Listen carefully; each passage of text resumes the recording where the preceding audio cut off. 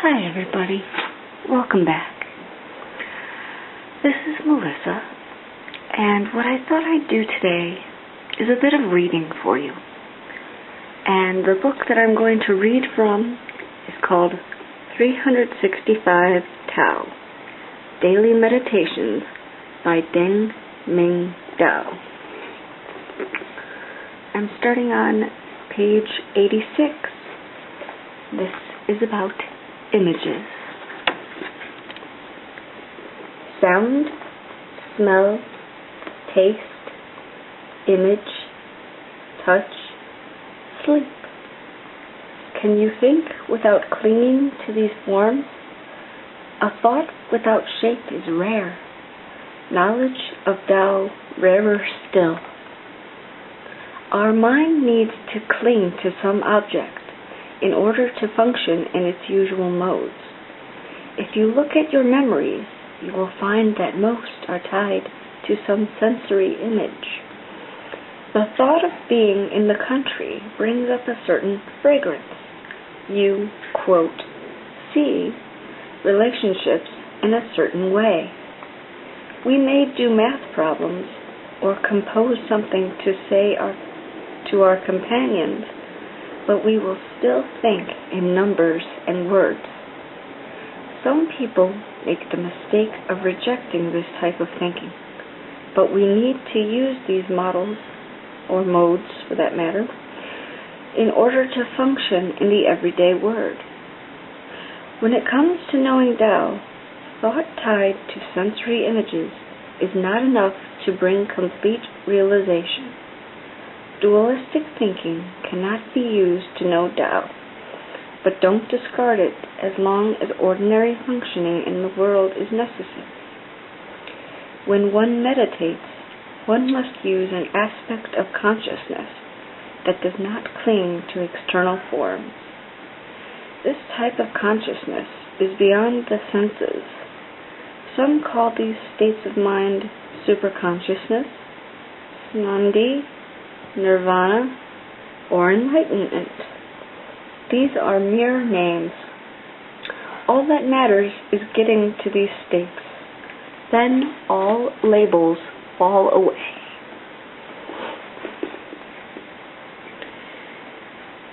Imagination.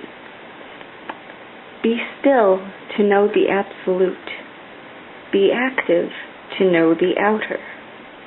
The two spring from the same source. All of life is whole. In stillness, one seeks absolute Tao. There is neither beauty nor ugliness in it. Because it has no opposites, it's called absolute. By contrast, nothing of this world is absolute, because all things we experience are relative.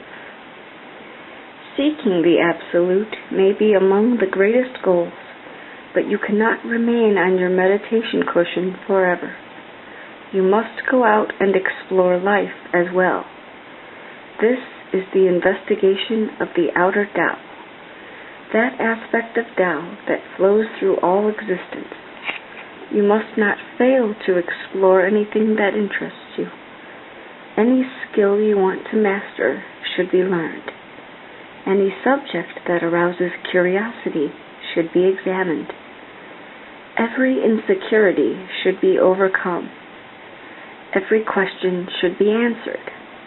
If you do not do this, then you cannot freely flow with the outer Tao.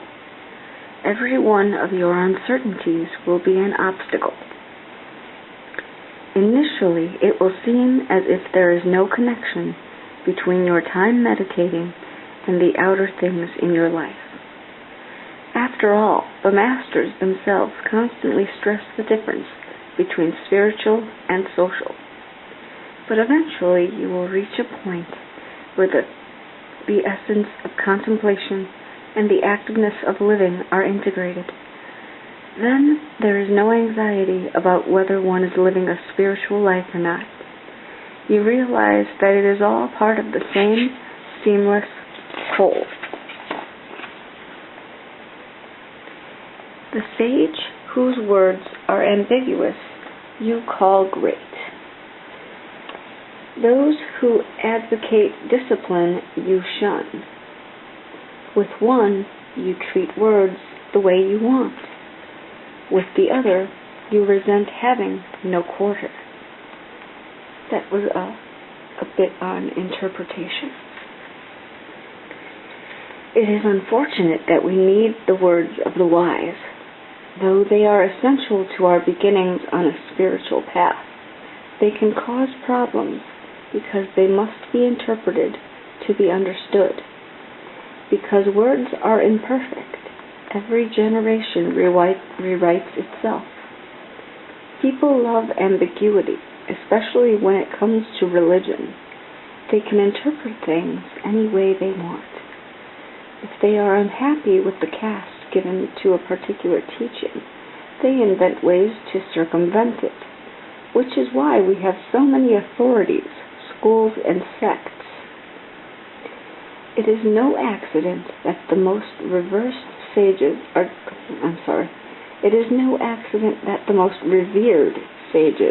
dead.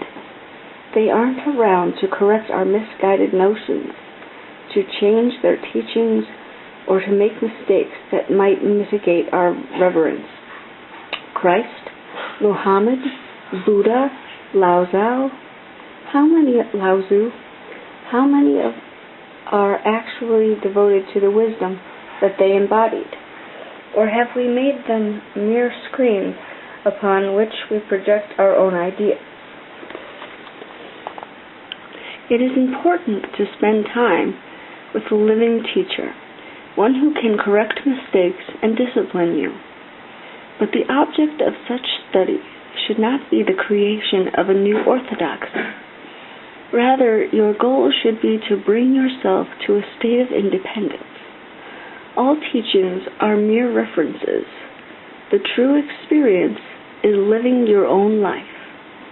Then, even the holiest of words are only words.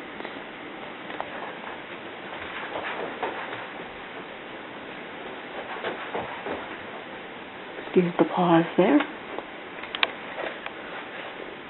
There's a bit on disengagement. Warily, I open my prayer book.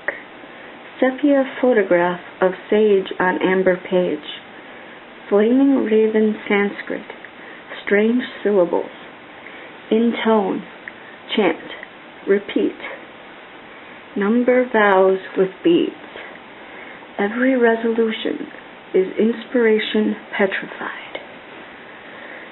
There are some days when one is disengaged from Tao, not interested in devotion, and everything just becomes an empty form. Gone are spiritual bliss, deep insight, and integration from the rhythm of the universe. Instead, there is duty, form, and stiff discipline. One can try to remember the reasons for one's quest, think of the achievements of the past, reaffirm one's goals, and still not be inspired to do one's practice. What do you do? Every once in a while, it is permissible to skip things for a day. If you are angry, under great stress, or ill, then it is best simply to rest. But if one has made vows, if it is only a matter of laziness or indifference, then you must exert your discipline and practice, even if it means that you are just going through the motions. In at least half the cases, something significant will happen. The rest of the time, going through your forms is in itself a good practice.